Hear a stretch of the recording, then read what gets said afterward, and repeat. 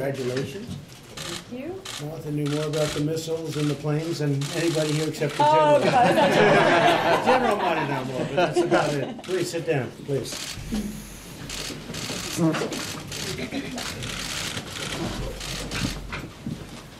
Well, Mr. President, I really appreciate you coming to the Air Force Base, and we've assembled a number of the leaders here in the defense industry in our state. And we've got some pretty major national security treasures here in Arizona. Luke Air Force Base being one, Davis-Monthan, Fort Huachuca, Yuma Marine Corps Air Station, Yuma Proving Grounds. But we also have amazing defense industry partners and local communities who are so supportive of our military and who are partners in producing everything that our warfighter needs in order to keep us safe. So you have representation from the different industries as well as the organizations who advocate for the bases here.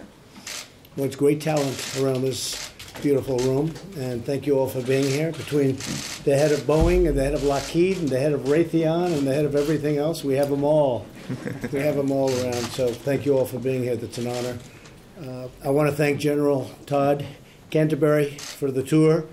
That's pretty lethal weaponry. I've been going around the last week or so, more so than ever. I've been saying we make the greatest military equipment in the world. Not even a contest. There's nothing close. And every other country knows it. And, you know, we're talking about something right now where a particular country ordered, you'll never guess who this is, about $110 billion worth of equipment. And I assume you'd like to keep those orders, probably. Yes, sir. But if you don't, Boeing, Dennis, you can let me know. Make things a lot easier. But you make the best, and that's why you have it. Also, Luke Air Force Base, I've heard about it for so long, so good. Top of the line, isn't it, huh? Well, thank you very much, General. I also want to thank our roundtable participants today. Secretary Wilbur Ross doing a great job. All those trade deals we're making, Wilbur, right? Representative Martha McSally, who is a special woman. And I met her when she was in Congress, and we worked together well. She's a great pilot. A lot of people told me she's really a talented pilot as opposed to one that just about made it. She made it easily. And she likes a specific plane. We won't tell them what the plane is. They don't make that plane anymore. That's right.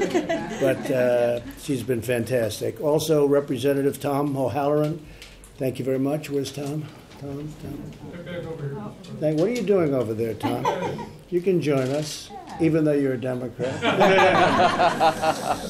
Representative Debbie Lesko, and Debbie, great job you've done. Thank you. You've done a great job.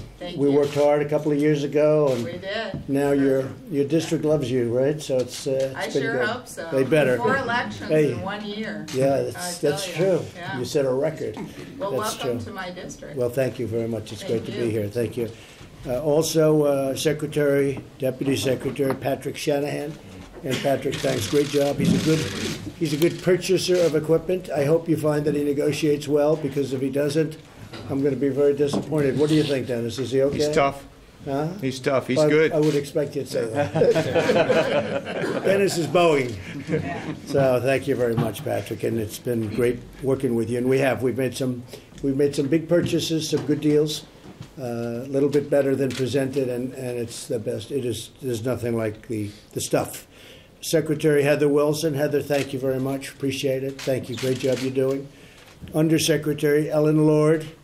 Thank you. Thank you. Thank you, Ellen. You're keeping busy, right? Absolutely. Good. I think so. And all of the outstanding representatives who join us today from America's aerospace and defense industry, civil society. I mean, if you look at the civil society and the business society, it's been pretty amazing what's happened over the last 2 years. And you're all doing well, and we're doing well. The country's doing well. We're setting new records on jobs.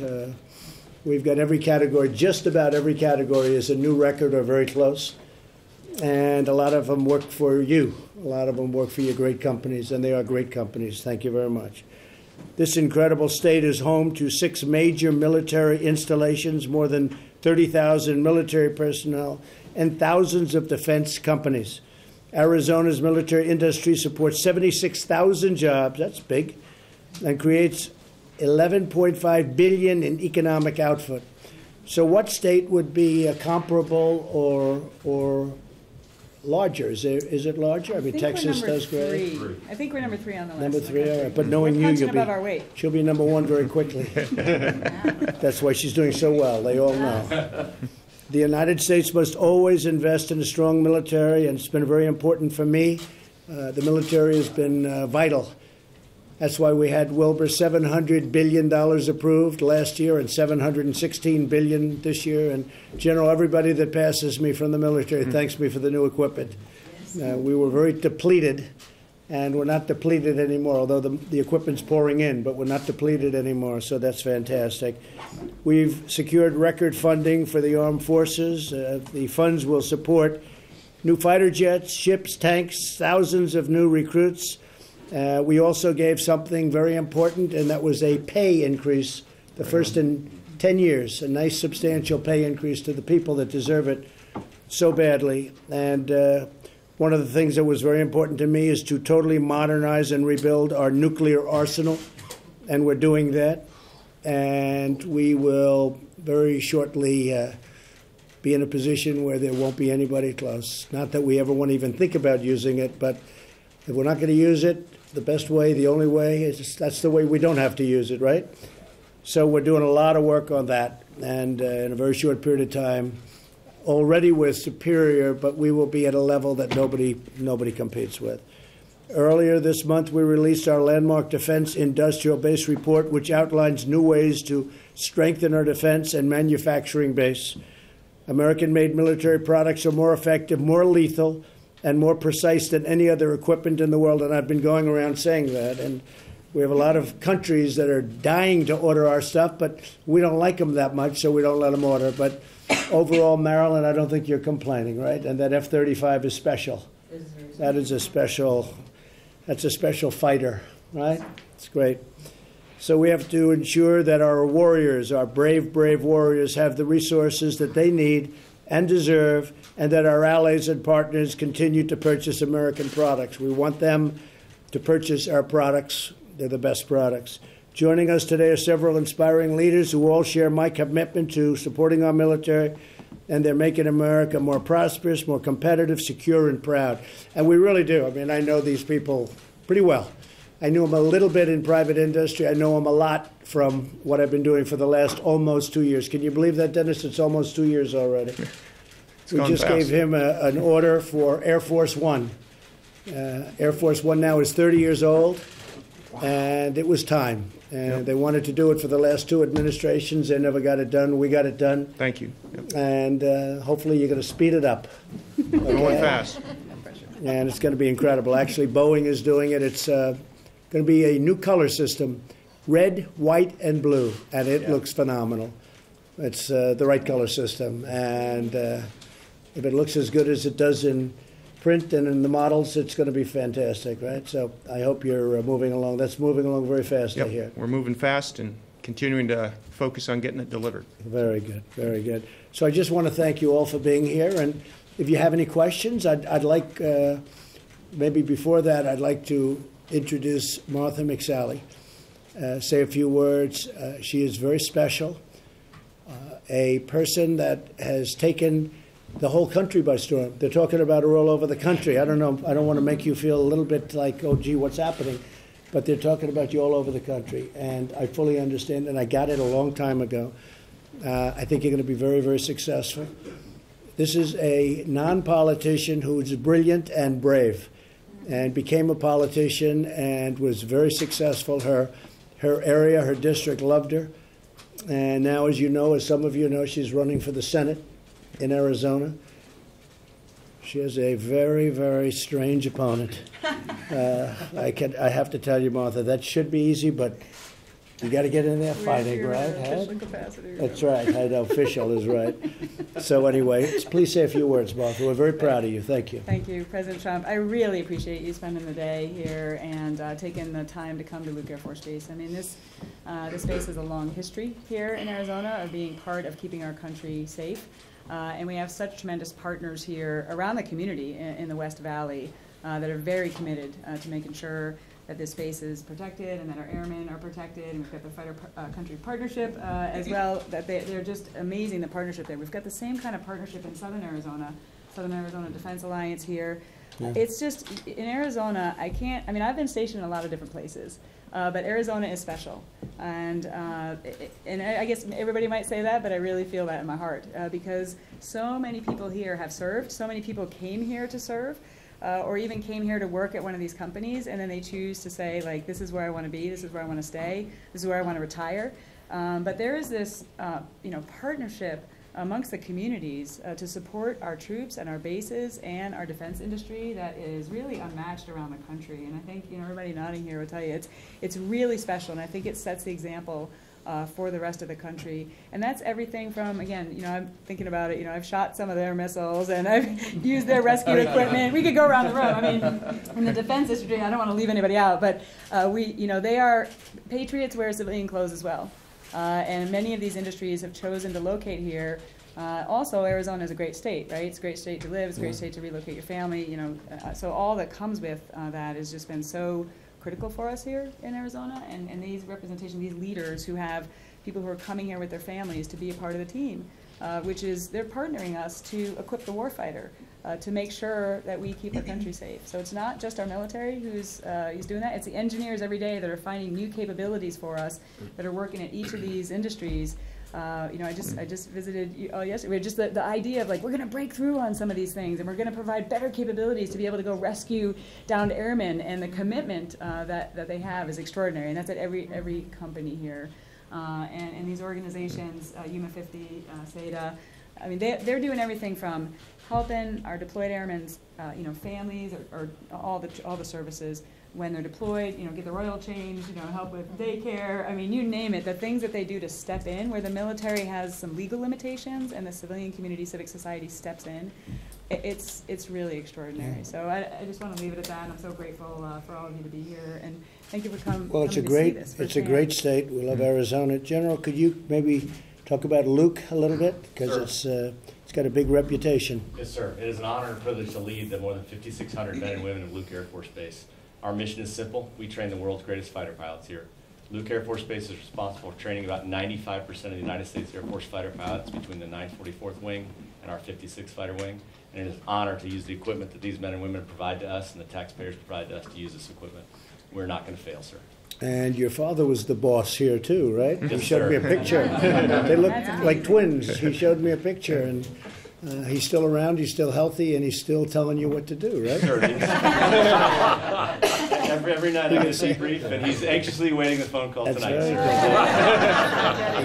You give him my regards. Thank you, sir. Will do. Marilyn, maybe you could tell us a little bit about what's going on with Lockheed Martin. Well, Mr. President, thank you for the opportunity to participate in this important conversation, especially right here at Luke, where this is the largest F-35 base in the world and growing. We have, with the aircraft that are coming in here, you highlighted how important the capability is for our nation, and is the best capability. But the study that you referenced, I just want to thank you for commissioning that. I think it's very important, because American aerospace and defense is a major part of the economic strength of this country.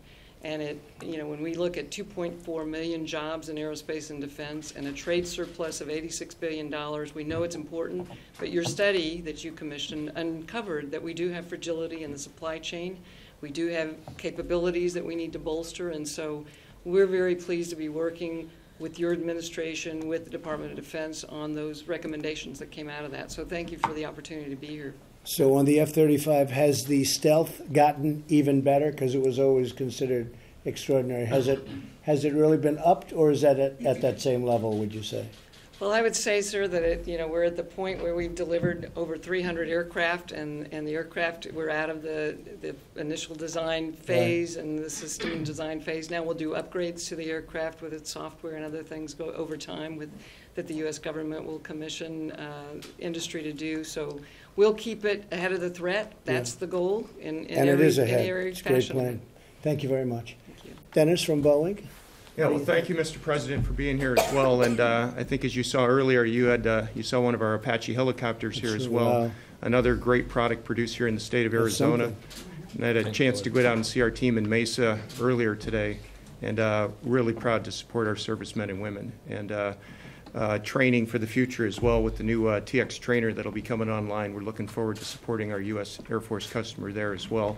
And I want to thank you again for the emphasis on the strength of the industrial base here. And you referenced the report, as did Marilyn. And investing in aerospace and defense is a great thing for the country, economically, from a national security standpoint. And in particular, some of your policies around tax reform and regulatory reform, sustaining the gains there, really important. That's allowing us to all invest and innovate in defense. I think we have challenges in the workforce side and our supply chain strength for the future, areas where we're going to continue to work together. Now you can solve those challenges. You got it. And I think the work we're doing together on workforce development and training is very effective there. We've got teammates here from our supply chain, Marty McCurdy here, who runs Spirit Electronics, one of our small businesses in our supply chain here in Arizona, is a great example of investing in that supply chain. So we want to thank you for those policies. I didn't know you made the missiles to the extent. I'm looking outside, and I was very surprised, actually. Boeing, a lot of them had the name Boeing on them. I didn't know that was a great specialty of yours. Tell us about that. Yeah, that's a big area of investment for us as well. So things like the JDAM, which is used significantly around the world, very effective for our servicemen and women. Small diameter bomb is another example. So you saw some of those today. So again, we're honored to do that on behalf of our U.S. men and women in uniform. We take that job very seriously. And was mentioned earlier the importance of our veterans and investing in our veterans. So thank you for what you're doing there. Veterans in the workforce as well is a big deal to all of us. Dennis. So you're doing a great job. Talent there. Some incredible things you're coming up with. Thank you very much. Would anybody like to say anything? Well, we're all gathered together. Anybody have any complaints or any suggestions? Or would anybody come up with any great ideas? Thank you. I would love to say thank you. It's so refreshing to have a president that is so strong and supporting the military and the veterans. And we appreciate it. The American public appreciates it. I mean, that's the #1 mission of government, is to protect its people, and you're doing it. Thank you very much, Debbie. That's really nice. Appreciate it. Anybody? Yes, sir. Mr. President, you know, we do your encryption equipment in the White Right, House. that's right. Voice and data. That's right. But like I was saying to Secretary Ross, you know, we can only keep a lead so long if all of our stuff's getting stolen the moment we design it. And the cyber threat is not being properly addressed. And there's capabilities even in the products you have. So what would you do about that, Chris? You're right. And they should have been doing this for 15 years, and they haven't been. Yep. So what would your company is a great company. What would you do about it? Well, so we already ship network encryptors. We've embedded a capability in those encryptors to pick up the signatures of threats and attacks, even the classified signatures, and store them safely. But we're not turning them on.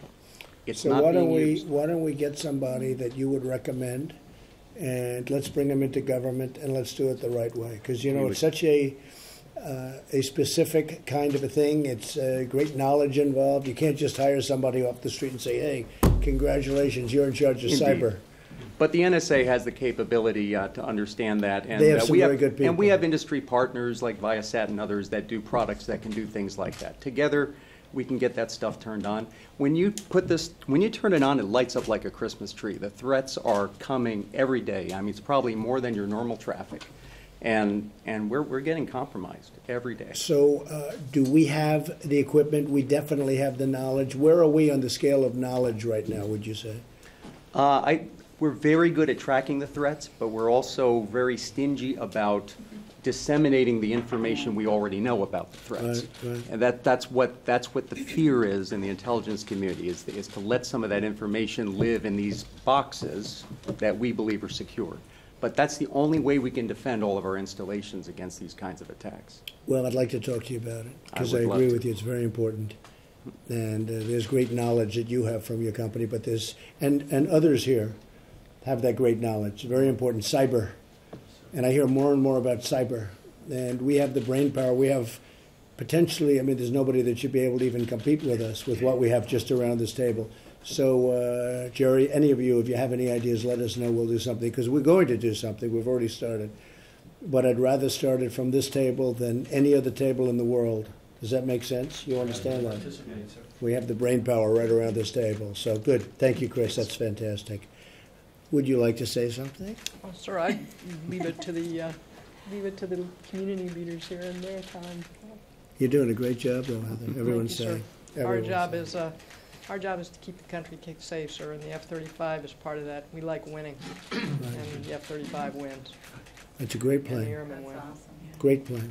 Yes, When sir. is Boeing going to make one to compete with it, or maybe so? They just gave us the TX. which You know is what, though, great. you do have that. We're in the fighter business as you do well, have and some good- we do a lot of work together. You do so- have some good stuff, I have to tell you, some really good stuff. But you are going to do one of the super stealths, right? Yeah, we're working all together on, future technologies and what will happen next and next generation capabilities. next So generation. I think it's important that we continue as a country to invest in that innovation. I agree. Next step capabilities. I And we're agree. doing that jointly with our customers. Wilbur, do you have, yes. Excuse me, I just say that, you make a very important point about how national security also drives economic security. And on the F-35, today, it supports 194,000 jobs across the United States and 1,500 U.S. suppliers. So not only is it got the high capability that we need to keep our citizens safe and to work with our allies to make sure that we have protect and safe and secure environment for our people, but it also brings a lot of jobs. And even here at Luke, I think we have over 400 industry professionals, and that's growing to 700 in the next couple of years, that are supporting the F-35 on the base here. That's just a microcosm of all the jobs across the country. Right. I would just add to that, another example, even in combat vehicles where the Army is recapitalizing its ground forces, the investments that are being made in the next generation as well as the modernization. And do you like what we're doing? Do you agree with Absolutely. it? 18,000 jobs, Pennsylvania, Michigan, Alabama, Oklahoma, all around the country as you go through the supply chain. So it's a model that's being repeated over and over again. And you think we're doing the right thing? Absolutely. All right. Very Securing the important. interest of the United States, absolutely. That's very good, thank you. Mr. President, I'm Amber Smith, the President and CEO of the Tucson Metro Chamber. But more importantly, I am one of the founding members and the current president of the Southern Arizona Defense Alliance. Good. And to the Congresswoman's point, we do exceptionally well at supporting our military. In fact, in Southern Arizona, we even have the statistics that 93% of our citizens support the 6 installations in Southern Arizona. But what's really exceptional are the public-private partnerships, and you see that around this table. And I want to thank you for the leadership you have shown in recognizing some really incredible workforce development programs in which we are placing veterans into jobs in the aerospace and defense industry. And I was talking to Secretary Ross about the back-end technology of this, of which you've recognized that civilianizing those HR codes of military will be able to better place the billions of dollars of exceptional talent we have in our military into these jobs to help immediately address some of these workforce issues and then be able to build our pipeline as well. So thank you very much for Thank you. recognizing Thank you. that exists and supporting our pilot program in Tucson. Thank you, Amber. That's very nice, thank you. Wilbur? We're going to help publicize the event, the product that's coming out of her workforce Good, development. that's great. Oh, great. It's a very interesting That's idea. We also got some very good suggestions before you came here about space. So there are a couple of recommendations I'm going to carry forward to Vice President Pence for the Good. Space Council. And hopefully, So we're doing a new force, you know that, right? How does the Air Force feel about that? But we're doing a brand-new force, and it'll be the Space Force, and everybody's excited. Whenever I mention it, everybody goes crazy, and they like it. And that's what it's all about, I guess. You know, those planes are all beautiful, but we're now going into space, and that's for defense. We're not just talking about sending rockets up to the moon. We're talking about for defense and for offense. So I think pretty soon, it's been very well received, even in Congress, bipartisan. And pretty soon we're going to have Space Force, so that'll be number 6. And this way it can be specific. We'll have a great genius like yourself, comparable, maybe not as good, but pretty good. And we'll have an extra person sitting on the Joint Chiefs of Staff, and it's going to be a full force. It's going to be very important. I think it's going to be a big contribution, something very necessary. Go ahead, Wilbur. So we had good interchange about supply chain management, about all kinds of issues, and we especially addressed the problems of foreign procurement and things Right. that Commerce can do to help them solve those problems. So I thought it was a very, very worthwhile roundtable. I don't know how the rest of you felt, but we had very good interchange. Very good exchange. And the concrete suggestions will come from it. Good, thank you. Mr. Secretary, what do you think? Sure, I think a lot of things. I'm just going to start with, I think, where Representative Lesko was. Thank you. You've made us stronger. Under your leadership, we are stronger. And with Congress's support, we've got a budget that makes us stronger. When you look at where we've come in terms of readiness, we now have the munitions that we lacked before. Ships are sailing, airplanes are flying, and the most important piece is we're training more. Something that probably most people here would also echo is your advocacy on foreign military sales is huge. Okay? That has not, at it's that hurting level, me right now. I know, but right now it's hurting me with these people. Yeah, but your advocacy is significant for this industrial base. And I think the most important aspect is the budget will allow us to modernize so that we can compete. The modernization is the single most important work that we have to get to undertake, and we're undertaking it. And as you've counseled me, we need to be good stewards, buy smart, not over-specify, and I think we'll do that. But thank you very much. And when you say compete, I would like to say so that nobody can even come close to competing with us as opposed to just competing, because what I'm really doing is putting us in a position where there's not going to be anybody even close. And that's why we're looking at all of the planes, all of the weapons, all of the rockets, all of the everything, including, obviously, the nuclear. You hate to even bring up the nuclear because it's such an incredible threat. But we have no choice but to do it because others do it. It'd be nice if nobody would do it, right, Dennis? It would be great, but it doesn't seem to be that way. So I just want to thank everybody at the table. Would any of you folks have a question for anybody at the table? We have the greatest talent in the world at this table. Anybody have any questions? May we ask you one question about Saudi, sir? There's been a reaction, or there's been a statement from Saudi Arabia. Yeah, I just saw it. Just came out. What was your reaction to that? Do you consider Well, I think it's a good first step. It's a big step. It's a lot of people involved, and I think it's a great first step. You probably know that very fair person, Reuters, and you probably know that you're very good, very, very good. We have a tremendous order. Probably the people around this table have the vast percentage of the $110 billion order from Saudi. We have $450 billion, but on defense we have $110 billion, and I would say almost 100% of it would be sitting right around this table with the great companies. Raytheon's here too, just great companies. Very important. I don't want to tell them. I don't want to look over and tell Marilyn or Dennis, by the way, we're going to take $25 billion worth of sales away from you, because that would mean a lot of jobs. It would mean a lot of everything. And Saudi Arabia has been a great ally. But what happened is unacceptable. We are going to see they've arrested, just for the people at the table, a large number of people having to do with the event that took place in Turkey and the consulate, the Saudi consulate. And it's a big first step. It's only a first step, but it's a big first step. Do you consider it credible, their explanation? I do. I mean, it's early. We haven't finished our review or investigation, but I think it's a very important first step, and it happened sooner than people thought it would happen. Okay? But the notion that there was a fist fight, and as a result of the fist fight, Mr. Khashoggi was killed. Well, I don't know that that's a notion. I mean, that's a theory that's being thrown out. I don't think anybody said that, but they're saying there was a fight, but that's a theory that was put out. But they're going to be giving us a full report. But they have arrested a large number of people, and good first step. Yeah? Are you concerned that the leadership there lied to you or other members of the administration? No, I don't think so at all, because they weren't out front with me in terms of what happened. This is really, we just got this report from them, and you got it along with a lot of other people.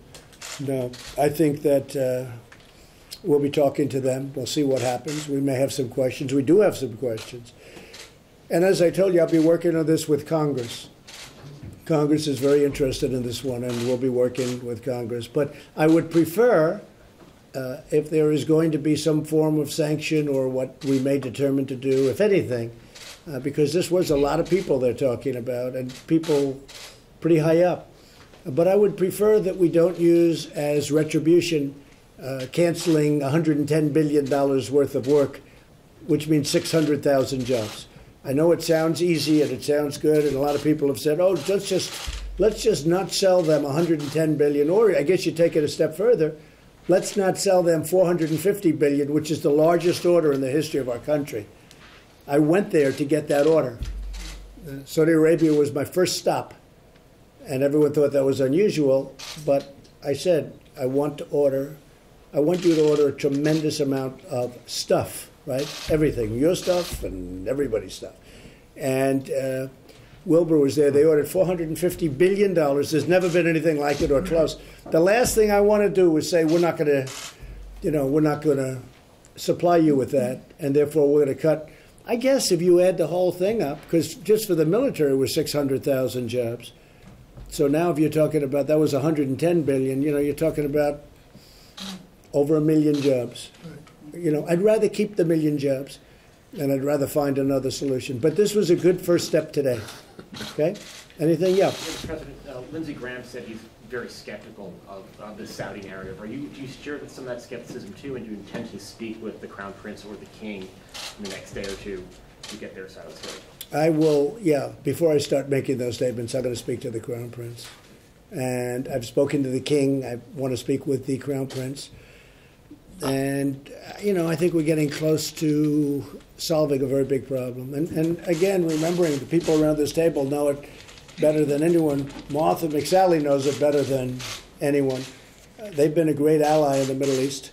We need them as a counterbalance to Iran. And so it's not the simplest solution. It's not the simplest situation to be in. But I think we're doing very well. I think we've come a long way in a short period of time, and it'll get solved. It'll get solved. Okay? Yeah, please. Sir, do you trust the Saudis to carry out an impartial investigation, given that the Crown Prince is kind of in charge of it, or do you think a third party should be involved? Well, we have third parties involved. We're involved. Turkey is involved. And I wouldn't say they're exactly friends. I would think that Turkey and Saudi Arabia, they're not too friendly. And Turkey's involved, and others are involved, frankly. I mean, people are not happy about what happened. But this is a very big turnover when you look at the number of people that they say were involved. That was a very important thing that they did. And they did it soon. They did it, we thought it was going to be the end of next week. They did it soon, which I think is very smart. But no, I would have to say they have been our ally. We've had great relationships with them. This is a horrible event. It has not gone unnoticed. Okay? Mr. President, can you speak to the family separations policy, where you're at on that? Arizona's been one of the places where this has been. Well, we have Mexico has really stepped up to the plate, which is very nice. I've said to them, look, we've been very nice to Mexico. We have the worst immigration laws in the history of the world. They're incompetent. And in fact, we have a great Democrat here. Maybe we could negotiate some immigration laws while you're here. You'd be very good. I would like to do it with, because you know what you're doing. We have just a horrible situation with the laws. The laws don't allow us to do anything. And then we have the judges that are, let's say, that are giving us decisions that are horrendous. And hopefully they'll be overturned in the Supreme Court, or sooner. But I don't know if you know what's happening, and probably a lot of the people at the table don't know what's happening, because this just happened. But people are coming over from Honduras. They have like 5,000 people, Honduras and Guatemala, El Salvador. And some of these people are hardened criminals, not good people. And they broke through in Guatemala. I said, look, we give you hundreds of millions of dollars, Guatemala, and you're going to stop those people from coming. And they tried, and they broke right through, and they broke through the fences. And Mexico is now really fighting a very tough situation. Mexican soldiers have been hurt, badly hurt, a couple of cases. But I very much respect the fact that Mexico is willing to do this. But these are some bad people coming through there. These aren't babies. These aren't little angels coming into our country. and going to, go to work for Boeing and go to work for Raytheon and for Lockheed and do a great job. These are some hardened criminals coming in. And we're not letting them in. We've got enough things right now. We're just not letting it happen. So Mexico, on their southern border, is fighting them right now, literally fighting them. And these people are fighting. And they put all the women and children up front to show you how brave they are. They put all the women and children up front. And it's a terrible situation. And if we had laws, I could sit down and you give me a group from the Democrats, I could sit down and in 1 hour we would solve catch and release by getting rid of it. You know what catch and release is, Dennis? They walk over. If they put 1 foot on our land, we catch them. We then take the information because it's impossible to bring them to a court. We have to bring them to a court. So we bring them to a court, but the court's never there because you don't have enough judges. There aren't enough judges in the world. If you've got every judge in the world, you don't have enough judges. So you catch them and you release them. And they go into our society because you're not allowed to release them back into theirs. And that's one of the better ones, okay? It's just a horrible situation. We have the visa lottery, where we take people by lottery from countries. Now, just, from a business standpoint, do you think they're giving us their finest? We get some real beauties out of the lottery. These countries, they're not stupid. They give us people that they don't want, and we have to take them. So I could sit down with Democrats and work this thing out in 1 hour. And we need a wall. We have to have a wall. We're building the wall now, but we should build it very fast. We should build it, frankly, we should build it even higher because these people, it's incredible. They can scale them. They can do things you wouldn't believe. But we have a wall. It's going up, but we should be able to build that in 1 year, and we could do it in 1 year. So we'll see what happens. I think this is going to be a real wake-up call for the Democrats and for the public. People are very angry about it. Very, very angry. Okay. Any other questions? Yeah. What evidence do you have that these are hardened criminals trying to come into the United States? Oh, please, don't be a baby. Okay, take a look. Okay, just take a look. Look at what's happening. Look at the Mexican soldiers that are laying on the ground. Take a look. These are hardened, I didn't say in all cases, but in many cases, these are hardened criminals. These are tough people. And I don't want them in our country. And neither does our country want them in our country. Okay? Thank you all very much. Thank you. Thank you very much.